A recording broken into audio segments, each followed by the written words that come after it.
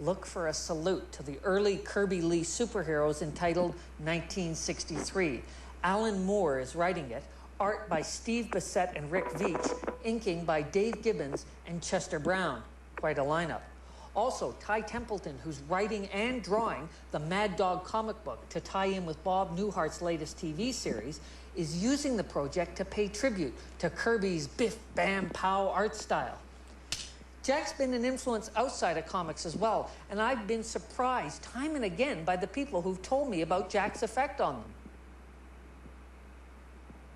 I remember I used to just love reading his comics, you know, especially when I was younger, because he would come up with the most outlandish things, or he was the first comic book writer artist that came along that I was aware of anyway, who could take, you know, the most stagnant title in the world, like Jimmy Olsen comics or something like that, and just turn it on its ear and make it utterly thrilling and exciting. And of course, the interesting thing was, as soon as he left, it just went right back to what it was before. But it was his imagination. He just, you know, I mean, I think he told a good story. I don't think he was a good artist per se, the way I think of fine art, but he was an extremely good storyteller, which I think is more important for comics. I like, oddly enough, what I like is just the surface of the art, and what doesn't terribly interest me is the storytelling. And with most other people, when they talk about Kirby's work, isn't he such a great storyteller? And but I liked that those chunky lines that outlined the characters. They gave them a kind of a presence that was really kind of interesting, and they were kind of gnarled, and even the beautiful people that when he tried to drew them had a certain kind of underlying ugliness that I thought was what made him a really interesting comic artist. And you know, so I was very impressed with Kirby's work, as was everyone. But everyone is impressed with it for different reasons. Jack, you pushed the concept of the alter ego, and then later with the Fantastic Four, you invented superheroes with no secret identity. You fused character with action. You were the first to draw upon the mythical heroes. You and Stan set up the whole Marvel universe. You pioneered superheroes who feel very human emotions and have very human weaknesses. What everyone calls the famous Marvel style of art is very much the Kirby style. So what do you think has been your greatest contribution to comics?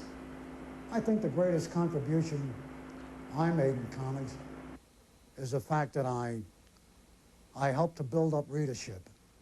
I think people have accepted me, they accepted my stories, because I think they recognize their own values in those stories.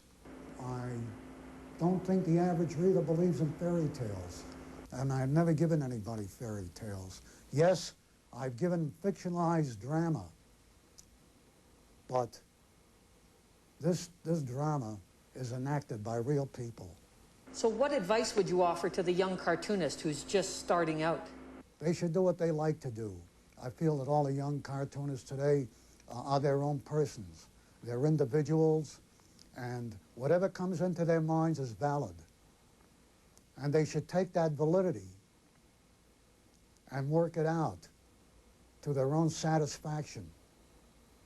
And they'll find themselves becoming true individuals. And in doing that, they'll value themselves. And valuing yourself is very, very important to your own growth. I've said that if we could pluck Jack Kirby from comics history, that all the leading lights of comics from the last 20, 30 years in America would just blink out like Christmas tree lights. Kirby established such a fundamental way of storytelling in terms of layout, in terms of composition, what we're speaking of, which has become virtually invisible because it's so deeply embedded under the surface of so many people working today. It's very hard to detect. I think that greatness covers its own tracks in the sense that those who have the most significant ideas are, of course, the most imitated, and they set up the structures which other people work around. But structures become environments. They become invisible. And I think that there's Kirby all around us. I have to say that I think in order to mature, we have to try to move beyond and make our own mark. Jack made his mark, but we can't continue to imitate him forever.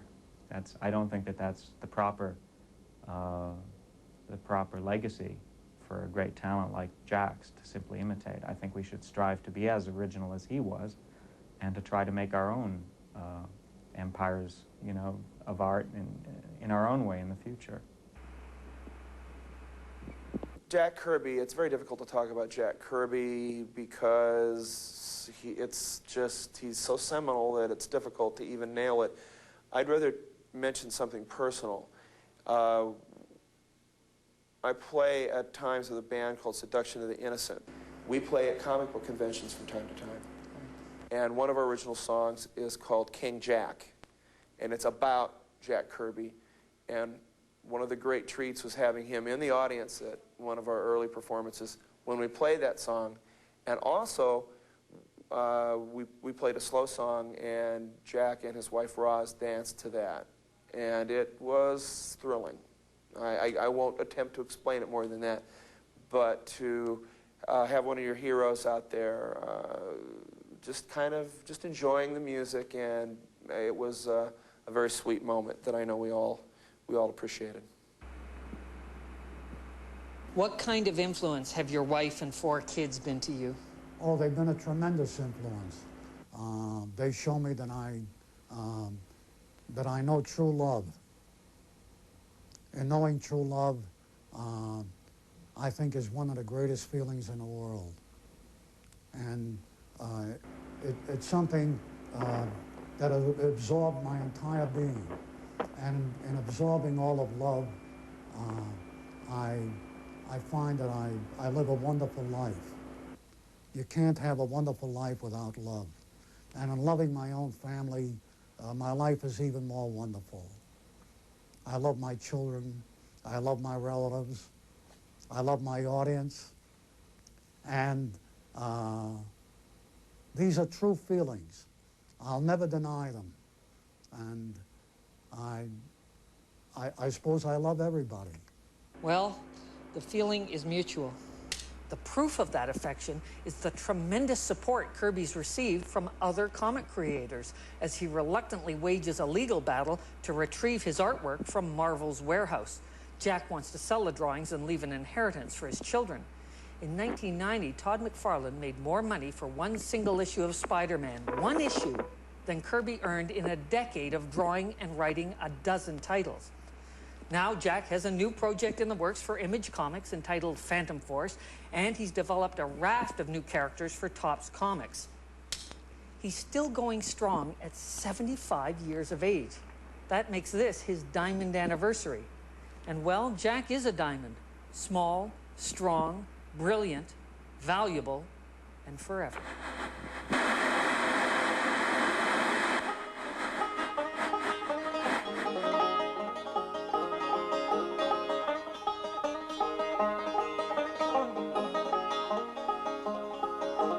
Next week on Second Nature, 2 years ago, a behavioral psychologist named Philip Tungsten set out to prove that inner-city street gangs are not nearly as tough as they would have us believe. We'll talk to his widow about his findings.